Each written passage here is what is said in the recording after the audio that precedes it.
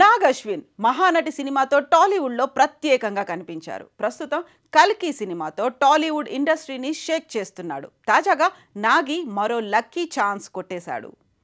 ప్రస్తుతం దేశవ్యాప్తంగా మారుమోగిపోతున్న పేరు కల్కి.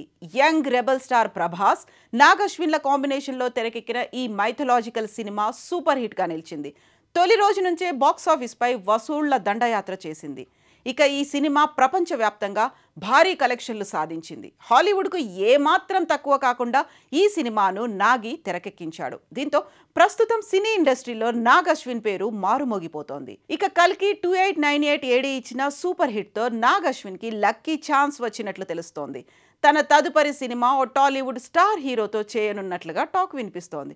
మరి ఆ హీరో ఎవరు? ఆ వివరాలేంటో ఇప్పుడు చూద్దాం. నాగ్ అశ్విన్ మహానటి సినిమా తర్వాత ప్రస్తుతం కల్కి సినిమాతో టాలీవుడ్ ఇండస్ట్రీని షేక్ చేస్తున్నాడు. నిన్న మొన్నటి వరకు కూడా నాగ్ అశ్విన్ అంటే ఒక డైరెక్టర్ అని మాత్రమే చాలా మందికి తెలుసు.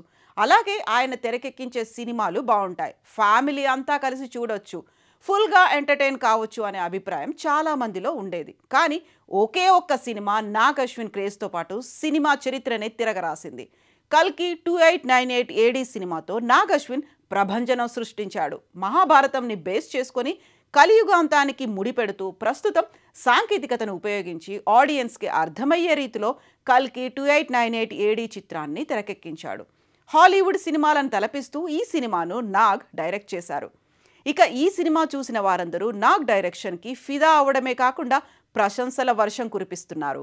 కల్కి 2898 AD తొలి రోజే దాదాపు 190 కోట్లు కలెక్షన్ సాధించింది.